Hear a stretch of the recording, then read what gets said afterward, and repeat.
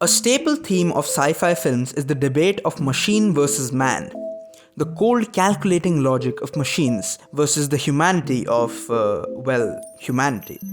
A partial flip of this trope has been used to talk about how even so-called artificial intelligence or mechanically cold robots can indeed behave humanely. But the film that flipped the script completely when it came to man versus machine most memorably for me was 2001: A Space Odyssey.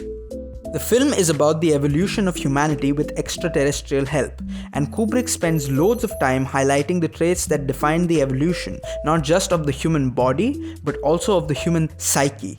Scarcity of resources, competition, security, and technology. One very interesting thing that Kubrick explores is the calculating nature of humanity when it comes to survival. In this scene, HAL 9000, an AI computer, has just tried to unsuccessfully kill David Bowman, an astronaut who had left the spacecraft. Can serve no purpose anymore. Goodbye. However, Bowman manages to re-enter the spacecraft and begins locating HAL's CPU so as to manually override him, in essence, killing the AI. I had a relationship with Hal, which is established early on. He admires my drawings. This particular scene highlights that though the Darwinian theory of survival of the fittest may be commonly called the jungle law, it is as true for outer space as it is for the jungle. The logical ruthlessness of humanity is a very critical factor for our success as a species. This scene flips the common sci-fi trope, turning the machine into the sympathetic, almost human figure, and humanity into the rational killer.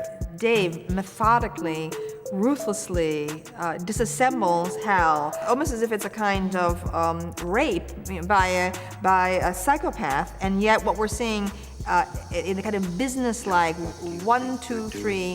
What's interesting is that right up until this moment, where Bowman is about to disassemble HAL, it is actually HAL, the computer, asking Bowman to calm down and think rationally. I honestly think you ought to sit down calmly.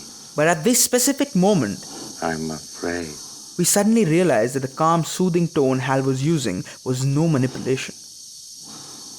Will you stop, Dave? The way Bowman disassembles HAL has been most aptly described as assaulting and at the same time methodical, a term usually reserved for robots. My mind is going.